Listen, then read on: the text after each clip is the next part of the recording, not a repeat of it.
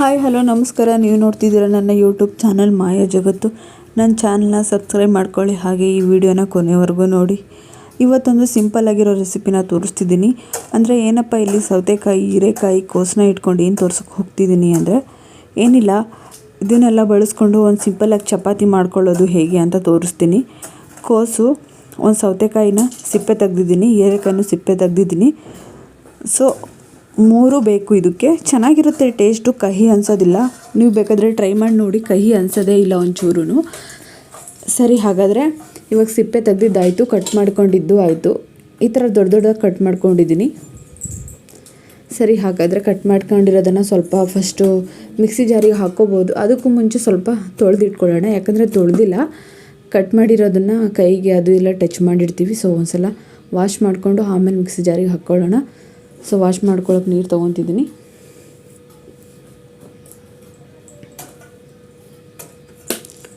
ನೋಡಿ, ಕಟ್ ಮಾಡ್ಕೊಂಡಿರೋದೆಲ್ಲ ಹಾಕ್ಕೊಂಡು wash ಮಾಡ್ಕೊತಿದ್ದೀನಿ. Wash ಮಾಡಿಕೊಂಡು ಮತ್ತೆ ಕೆಳಗಿಡೋದೇನು ಬೇಡ, ಡೈರೆಕ್ಟ್ ಮಿಕ್ಸಿ ಜಾರಿಗೆ ಹಾಕ್ಕೊತಿದ್ದೀನಿ. ನೋಡಿ, ಸೌತೆಕಾಯಿ ಹಾಕ್ಕೊಂಡಿದ್ದೀನಿ. ಒಂದು ಸೌತೆಕಾಯಿ 5 ಪೀಸ್ ಮಾಡಿದ್ದೀನಿ. 2 ಹೀರೆಕಾಯಿ ತೊಗೊಂಡಿದ್ನಲ್ಲ, ಅಂದರೆ ದೊಡ್ಡದೇ ಹೀರೆಕಾಯಿ ಒಂದಿತ್ತು, ಅದನ್ನು ದೊಡ್ಡದಿರೋದನ್ನು 2 ಭಾಗ ಮಾಡಿ ಅದನ್ನು ಸಿಪ್ಪೆ ಎಲ್ಲ ತೆಗೆದು ಕಟ್ ಮಾಡಿಕೊಂಡು ತೊಳ್ಕೊಂಡು ಇವಾಗ ಹಾಕ್ಕೊತಿದ್ದೀನಿ.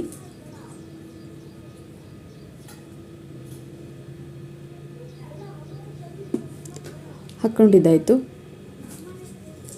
ನೆಕ್ಸ್ಟ್ ಇವಾಗ ಇದು ಎಲೆಕೋಸು ಸ್ವಲ್ಪ ಆ ನೀರು ತೆಗೆದುಬಿಟ್ಟಿದ್ದೀನಿ. ಇವಾಗ ಎಲೆಕೋಸು ಮತ್ತೆ ಹೊಸ ನೀರು ತೊಗೊಂಡು ಎಲೆಕೋಸು ತೊಳ್ಕೊಬೇಕು. ನೋಡಿ, ಎಲೆಕೋಸನ್ನ ಆಲ್ರೆಡಿ ಪಲ್ಯ ಮಾಡೋಣ ಅಂತ ಕಟ್ ಮಾಡಿ ಇಟ್ಕೊಂಡಿದ್ದೆ. ಚಪಾತಿ ಮಾಡೋಣ ಅಂತ ಐಡಿಯಾ ಬಂತು. ಸೊ ಅದಕ್ಕೆ 3 ಯೂಸ್ ಮಾಡಿಕೊಂಡು ಚಪಾತಿ ಮಾಡ್ತಿದ್ದೀನಿ. ಸೊ ಇದು ಎಲೆಕೋಸು.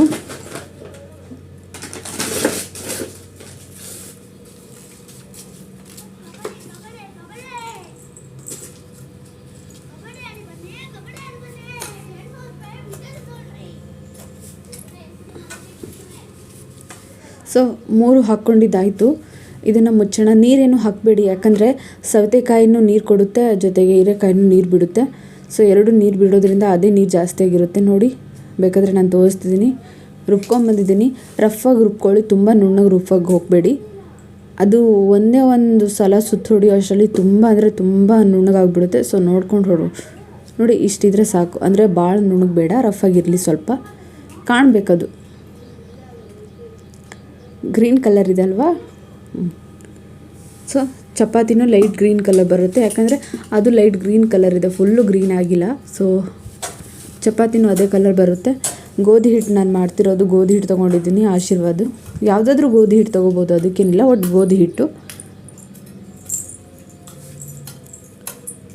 1 ಬೌಲ್ ತೊಗೊಂಡಿದ್ದೀನಿ ನಾನು. ಅಂದರೆ ನಿಮ್ಮ ಮನೇಲಿ ಎಷ್ಟು ಜನ ಇದ್ದಾರೆ, ಎಷ್ಟು ತಿಂತಾರೆ ಅದ್ರ ಮೇಲೆ ನೀವು ತೊಗೊಳ್ಳಿ. ಸೊ ನಮ್ಮ ಮನೇಲಿರೋದು 3 ಜನ ನಾವು. ಸೊ ಇಷ್ಟು ಸಾಕು ನಮಗೆ. ಸ್ವಲ್ಪ ಉಪ್ಪು ಹಾಕ್ಕೊತಿದ್ದೀನಿ.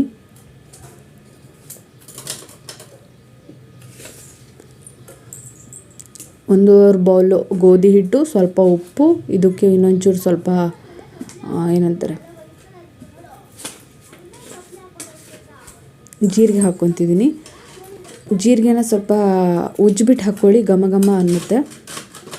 ನಾರ್ಮಲಾಗಿ ಹಾಕೋಕ್ಕಿಂತ ಸ್ವಲ್ಪ ಉಜ್ಜಿಬಿಟ್ಟು ಹಾಕಿದ್ರೆ ಸ್ಮೆಲ್ ಚೆನ್ನಾಗಿ ಕೊಡುತ್ತೆ ಅಂತ ಅಷ್ಟೇ. ಇವಾಗ ಮಿಕ್ಸ್ ಮಾಡ್ಕೊಂಡಿದ್ವಲ್ಲ, ರುಬ್ಕೊಂಡಿದ್ವಲ್ಲ, ಆ 3 ಪೇಸ್ಟನ್ನು ಹಾಕ್ಕೊತಿದ್ದೀನಿ. ನೀರೇನು ಹಾಕೋಕ್ಕೆ ಹೋಗಬೇಡಿ, ನೀವು ರುಬ್ಬುವಾಗೂ ನೀರು ಹಾಕಬೇಡಿ, ಇವಾಗ ಕಲಿಸ್ತಿರಲ್ಲ ಹಿಟ್ಟು ಅವಾಗಲೂ ನೀರು ಹಾಕೋಕ್ಕೆ ಹೋಗಬೇಡಿ. ಅದೇ ಚೆನ್ನಾಗಿ ಕೊಡುತ್ತೆ. ನೀರು ಜೊತೆಗೆ ಅದೇ ಸಾಕಾಗುತ್ತೆ ನೀರು ನಮಗೆ. ನೋಡೋಣ, ಬೇಕಾದರೆ ಆಮೇಲೆ ನೋಡೋಣ. ಸೊ ಎಲ್ಲ ಈಕ್ವಲಾಗಿ ಕರೆಕ್ಟಾಗಿ ಮಿಕ್ಸ್ ಮಾಡ್ಕೊಳ್ಳೋಣ. ಇದ್ರಲ್ಲಿ ನೋಟ್ ಮಾಡ್ಕೊಳ್ಳೋದೇನು ಅಂದರೆ, ನಾವು ನೀರೇ ಬಳಸಿಲ್ಲ. ಸೊ ರುಬ್ಬುವಾಗಲೂ ನೀರು ಹಾಕಿಲ್ಲ, ಇಲ್ಲೂ ನೀರು ಹಾಕಿಲ್ಲ. ನೋಡಿ, ಹಿಟ್ಟು ಆಲ್ರೆಡಿ ಮಿಕ್ಸ್ ಆಗ್ತಾಯಿದೆ. ಇದು ಸ್ವಲ್ಪ ನನ್ನ ಬಳೆ ಸ್ವಲ್ಪ ಪ್ರಾಬ್ಲಮ್ ಮಾಡ್ತಿದೆ, ತೆಗಿತಿದ್ದೀನಿ. ತೆಗಿಯೋಕ್ಕಾಗಲಿಲ್ಲ, ಸೊ ಸ್ವಲ್ಪ ಹಿಂದೆ ತಕ್ಕೊತಿದ್ದೀನಿ. ಸರಿ, ಈಗ ಚೆನ್ನಾಗಿ ನಾದ್ಕೋಬೇಕು ಹಿಟ್ಟನ್ನ. ಎಷ್ಟು ಚೆನ್ನಾಗಿ ನಾದ್ಕೋಬೇಕು ಅಂದರೆ ಅದು ಆಟೋಮೆಟಿಕ್ಕಾಗಿ ಚಪಾತಿ ಸ್ಮೂತ್ ಬರಲ್ಲ ಅಂತೀವಲ್ಲ, ಅದೆಲ್ಲ ಹೋಗಿ ಸ್ಮೂತ್ ಬರ್ತಿದೆ ನೋಡಿ ಅನ್ನಬೇಕು. ಆ ರೇಂಜಿಗೆ ನಾದ್ಕೋಬೇಕು.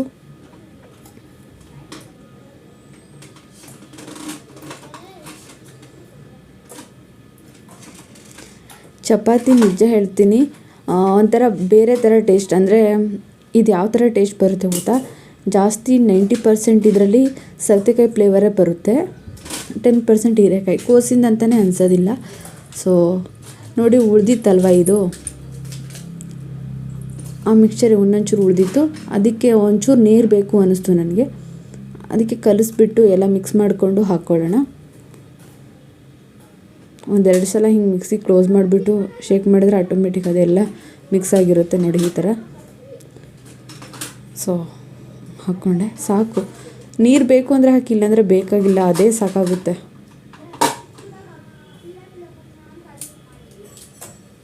ಇನ್ನೊಂದೇನು ಗೊತ್ತಾ, ನೀವು ನಾನು ಇವಾಗ ಒಂದು ಹೀರೆಕಾಯಿ ತೊಗೊಂಡಿದ್ದೀನಿ, ಒಂದು ಸೌತೆಕಾಯಿ ತೊಗೊಂಡಿದ್ದೀನಿ ಅಲ್ವಾ, ನೀವು 2 ತೊಗೋಬೋದು, 3 ತೊಗೋಬೇಕು. ಆವಾಗ ತುಂಬ ಗ್ರೀನ್ ಕಲರ್ ಬರುತ್ತೆ. ಎಷ್ಟು ತೊಗೊತೀವೋ ಅಷ್ಟು ಗ್ರೀನ್ ಕಲರ್ ಬರುತ್ತೆ. ಜೊತೆಗೆ ಹಿಟ್ಟನ್ನು ಅಷ್ಟೇ ಈಕ್ವಲಾಗಿ ತೊಗೋಬೇಕು. ಹಿಟ್ಟು ಕಡಿಮೆ ಮಾಡಿ ಮತ್ತು ತರಕಾರಿ ಜಾಸ್ತಿ ಹಾಕಿದ್ರೂ ಅದು ಕಲರ್ ಕೊಡೋಲ್ಲ. ಸೊ ನೋಡಿ ಇವಾಗ ಮಿಕ್ಸ್ ಮಾಡ್ಕೊತಿದ್ದೀನಿ. ಎಷ್ಟು ಬೇಕೋ ಅಷ್ಟು ಹಾಕ್ಕೊಂಡಿದ್ದೆ, ಸ್ವಲ್ಪ ನೀರು ಬೇಕು ಅನ್ನಿಸ್ತು, ಸ್ವಲ್ಪ ಹಾಕ್ಕೊಂಡಿದ್ದೀನಿ. ಸೊ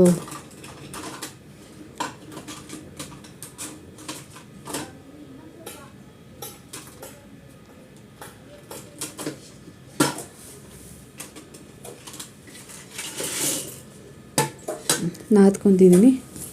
ಸ್ವಲ್ಪ ನಾದ್ಕೊತ ಹಾಗೆ ನೋಡ್ತಿದ್ದೀನಿ.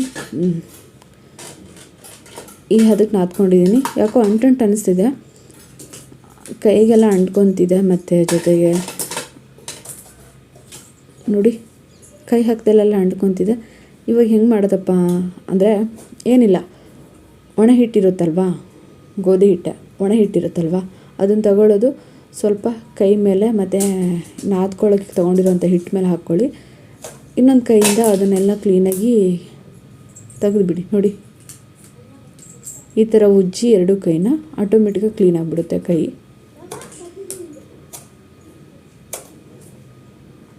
ಇಷ್ಟು ಈಸಿಯಾಗಿ ಹೋಗ್ಬಿಡ್ತಲ್ವ. ನೀರು ಹಾಕಿ ತೊಳ್ಕೊಂಬಂದು ಮತ್ತೆ ಇದು ಮಾಡೋ ಅವಶ್ಯಕತೆ ಏನಿಲ್ಲ.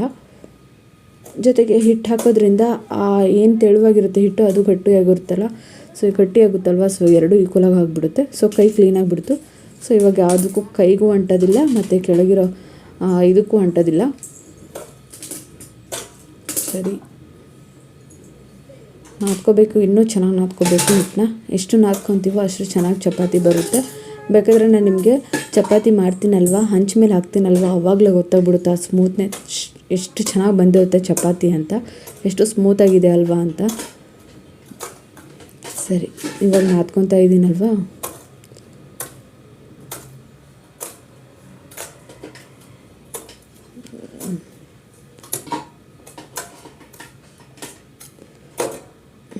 ಆಗಿದೆ ಒಂದು ಲೆವೆಲಿಗೆ, ಓಕೆ ಇದು. ಸೊ ಈ ಹದಕ್ಕೆ ನಾದ್ಕೊಂಡಿದ್ದೀನಿ. ಇವಾಗ ಇದಕ್ಕೆ ಏನಿಲ್ಲ, ಸ್ವಲ್ಪ ಎಣ್ಣೆ ಹಾಕಬೇಕು. ಎಣ್ಣೆ ಹಾಕಿಬಿಟ್ಟು ಇನ್ನೊಂದು 2 ನಿಮಿಷ ನಾದ್ಕೊಂಡ್ರೆ ಸಾಕು ಎಣ್ಣೆ ಹಾಕಿರೋದಕ್ಕೆ. ಸೊ ನೋಡಿ ಗೊತ್ತಾಗ್ತಿದೆ ಅಲ್ವಾ, ಈ ಹದಕ್ಕೆ ಸಾಕು. ಅಂದರೆ ತುಂಬ ಗಟ್ಟಿ ಬೇಡ, ಸುಮ್ಮನೆ ಕಷ್ಟಪಟ್ಟು ಉದ್ದೋ ಅಷ್ಟು ಗಟ್ಟಿ ಬೇಡ ಚಪಾತಿನ. ತುಂಬ ತೆಳುಗೆ ಅಂದರೆ ಹಿಂಗೆ ಪ್ರೆಸ್ ಮಾಡಿದ ತಕ್ಷಣ ಆ ಕಡೆ ಹೋಗ್ತಿದೆ, ಈ ಕಡೆ ಹೋಗ್ತಿದೆ, ಶೇಪ್ ಬರ್ತಿಲ್ಲ ಅನ್ನೋ ರೀತಿ ಬೇಡ. ಮೀಡಿಯಮಾಗಿ ಗಟ್ಟಿಯಾಗಿ ಇಷ್ಟಿದ್ರೆ ಸಾಕು. ಈ ಕನ್ಸಿಸ್ಟೆನ್ಸಿ ಮೇಂಟೈನ್ ಮಾಡಿಕೊಂಡ್ರೆ ಸಾಕು. ಸೊ ಆಗಿದೆ, ಎಣ್ಣೆ ಹಾಕ್ಕೊಂಡಿದ್ದು ಆಯಿತು, ಎಲ್ಲ ಆಯಿತು. ಒಂದು 10 ನಿಮಿಷ ಬಿಟ್ಬಿಡೋಣ ಇದಕ್ಕೆ.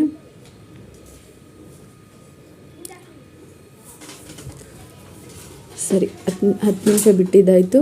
ಸೊ ಅದರಲ್ಲಿ ಒಂದು ಸ್ವಲ್ಪ ಹಿಟ್ಟು ತೊಗೊಂಡಿದ್ದೀನಿ ನೋಡಿ.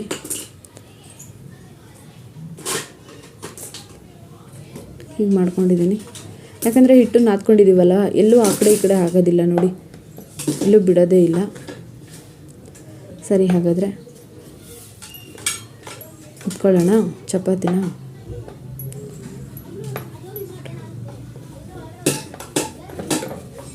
ನೋಡಿ ಎಷ್ಟು ಚೆನ್ನಾಗಿ ಬರ್ತಿದೆ ಅಲ್ವಾ, ಒಂದೇ ಕೈಯಿಂದ ಎಷ್ಟು ಚೆನ್ನಾಗಿ ಬರ್ತಿದೆ.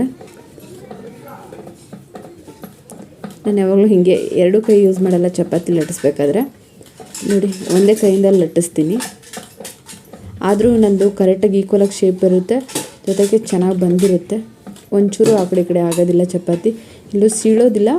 ಜೊತೆಗೆ ಏನಂತಾರೆ, ರೌಂಡ್ ಶೇಪು ಮಿಸ್ ಆಗೋಲ್ಲ, ಅಷ್ಟು ಚೆನ್ನಾಗಿ ಉದ್ದುತ್ತೀನಿ, ಅಂದರೆ ಲಟ್ಟಿಸ್ತೀನಿ. ನಮ್ಮ ಕಡೆ ಎಲ್ಲ ಓದೋದು ಅಂತಾರೆ, ನಿಮ್ಮ ಈ ಕಡೆ ಎಲ್ಲ ಲಟ್ಟಣಿಕೆಯಿಂದ ಲಟ್ಸೋದು ಅಂತ ಹೇಳ್ತಾರೆ. ಸೊ ನೋಡಿ ಈ ಥರ ಬಂದಿದೆ ಚಪಾತಿ. ತೆಗೆದು ಆ ಕಡೆ ಹಾಕ್ಕೊತಿದ್ದೀನಿ ಪ್ಲೇಟಿಗೆ, ಯಾಕಂದರೆ ಇನ್ನೊಂದು ಚಪಾತಿ ಮಾಡಿ ತೋರಿಸೋಣ ಅಂಥೇಳಿ.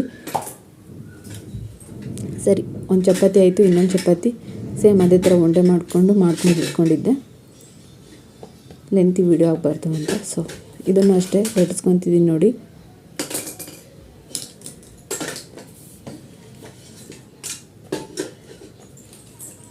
ಜೊತೆಗೆ ಹಿಟ್ಟು ಭಾಳ ಹಾಕಬೇಡಿ ಕೆಳಗೆ, ಯಾಕಂದರೆ ಹಿಟ್ಟಿಟ್ಟಾಗಿಬಿಡುತ್ತೆ. ಆಮೇಲೆ ಚಪಾತಿ ನೀವು ಹಂಚ ಮೇಲೆ ಹಾಕ್ತಿರಲ್ವ, ಆವಾಗ ನಿಮಗೆ ಗೊತ್ತಾಗುತ್ತೆ ಅಯ್ಯೋ ಎಷ್ಟೊಂದು ಹಿಟ್ಟಿದೆಯಲ್ವಾ ಅಂತ.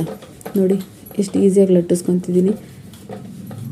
ಯಾಕಂದರೆ ಅದು ಸ್ವಲ್ಪ ಕನ್ಸಿಸ್ಟೆನ್ಸಿ ನೋಡಿಕೊಂಡು ಮಿಕ್ಸ್ ಮಾಡ್ಕೊಂಡಿರೋದಕ್ಕೂ ನಾವು ಸ್ವಲ್ಪ ಹೊತ್ತು 5 ನಿಮಿಷ 10 ನಿಮಿಷ ಏನು ಸ್ಪೆಂಡ್ ಮಾಡ್ತೀವಲ್ಲ, ಅದು ಆರಾಮಾಗಿ ಮ್ಯಾರಿನೇಟ್ ಆಗಲಿ ಅಂತ.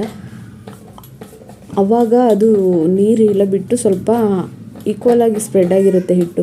ನಾವು ಟೈಮ್ ಕೊಡಲಿಲ್ಲ, ಕಂಟಿನ್ಯೂ ಹಾಗೆ ಇದು ಮಾಡ್ತಿದ್ದೀವಿ ಅಂದರೆ ಸ್ವಲ್ಪ ಗಟ್ಟಿ ಅನಿಸುತ್ತೆ, ರಫ್ ಅನಿಸುತ್ತೆ ಹಿಟ್ಟು. ಸೊ ನೋಡಿ ಚಪಾತಿ ಆಯಿತು ನೋಡಿ, ಶೇಪು ಎಲ್ಲೂ ಹಾಳಾಗಿಲ್ಲ, ಒಂಚೂರು ಎಲ್ಲೂ ಸೀಳು ಬಿಟ್ಟಿಲ್ಲ. ಜೊತೆಗೆ ಅದನ್ನು ಮಿಕ್ಸ್ ಮಾಡ್ಕೊಂಡು ಮಾಡಿದ್ದೀವಿ ಅಂತಲೂ ಅನ್ನಿಸ್ತಿಲ್ಲ, ನಾರ್ಮಲ್ ಚಪಾತಿ ಥರನೇ ಅನ್ನಿಸ್ತಿದೆ. ಬಟ್ ನೀವು ತಿಂದಾಗ ಮಾತ್ರ ಟೇಸ್ಟು ಬೇರೆ ಥರ ಇರುತ್ತೆ.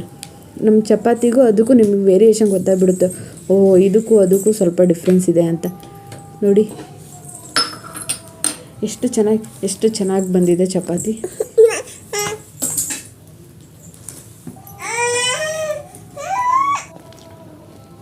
ನೋಡಿ ಚಪಾತಿನ ತಿರುವು ಹಾಕ್ಕೊಂಡಿದ್ದೀನಿ, ಆದರೂ ಒಂಚೂರು ಹಿಟ್ಟಿಲ್ಲ ಎಲ್ಲೂ. ಎಷ್ಟು ಚೆನ್ನಾಗಿ ಕಾಣ್ತಿದೆ.